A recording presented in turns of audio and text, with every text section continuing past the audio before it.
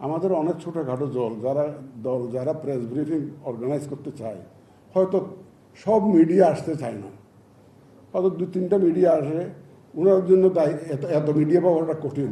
তো ওনারা করে কি সিইসির সাথে একটা অ্যাপয়েন্টমেন্ট চায়, সিইসির সাথে অ্যাপয়েন্টমেন্ট হলে এটা নিয়ে দরজার থেকে বাইরে হলে তো সবই আরবিডিকে পেয়ে যায়, বিশাল একটা প্রেস কনফারেন্স হয়ে যায়, বিশাল প্রেস কনফারেন্স হয়ে যায়, বিশাল কাভারেজ হয়ে যায়।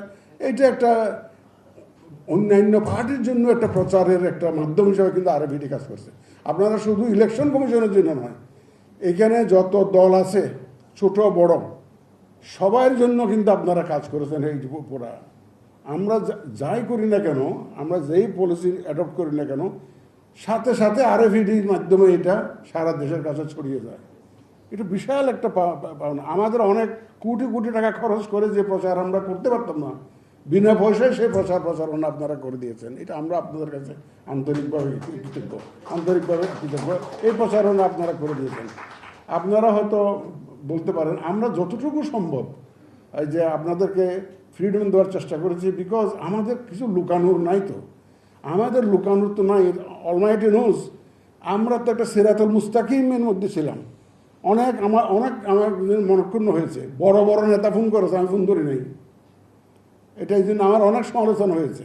বিভিন্ন বড় বড় দলের নেতা ফোন করেছে, আমি না, আমার সাথে কথা থাকলে দয়া করে আমার অফিসে এসে বলতে বললেন, আমি টেলিফোনে কোনো কথা বলবো না, আমার এখানে এসে বলতে বলেন।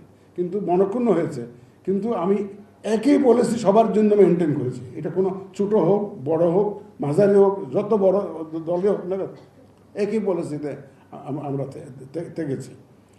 সুতরাং আমাদের যেহেতু নিয়ত সহি ছিল এবং আমরা যেহেতু একটা ফোকাস ছিলাম, আমাদের অফিসাররা, আপনি এখানে যারা কাজ করেন, দয়া করে একটু গোয়েন্দাগিরি করেন না, একটু খোঁজখবর নেন না আমাদের অফিসারদের কাছ থেকে। আমরা কোনো পার্সিয়ালিটি করে, কোনো পক্ষপাতিত্ব করে কোনো সিদ্ধান্ত কোনো সময় নিয়েছি কিনা, আমরা সবাই মিলে তো সিদ্ধান্ত নিয়েছি কিনা দেখেন। আমরা নাম্বার 1 হচ্ছে যে আমরা আইন কানুনের প্রতি অঙ্গীকারাবদ্ধ ছিলাম কিনা, 1 নম্বর।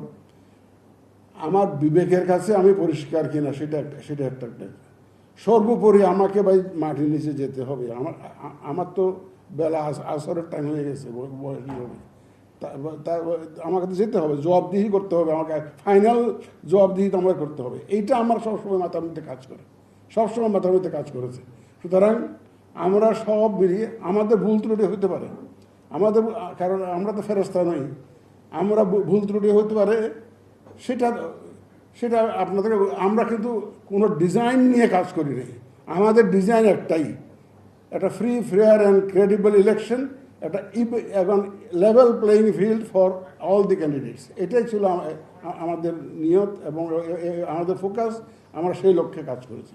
এখানে একটা গুরুত্বপূর্ণ বিষয় আমি বলতে চাই, আপনারা হয়তো অন্যভাবে নেবেন না। এটা কোনো ইলেকশনে সরকারের ভূমিকা অত্যন্ত গুরুত্বপূর্ণ।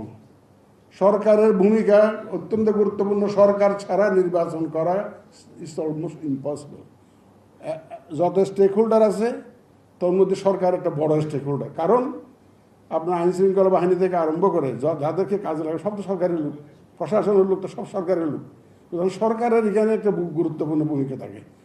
সেই সাপোর্টটা আমরা আগের সরকারের কাছ থেকে পেয়েছি। এখানে আমার বলতে কোনো রকমের কোনো দ্বিধা নেই। আগের যে ইন্টারিম গভর্নমেন্ট ছিল, ওনারা ফুল সাপোর্ট দিয়েছেন আমাদেরকে, কোনো রকমের কোনো ইন্টারফেয়ারেন্স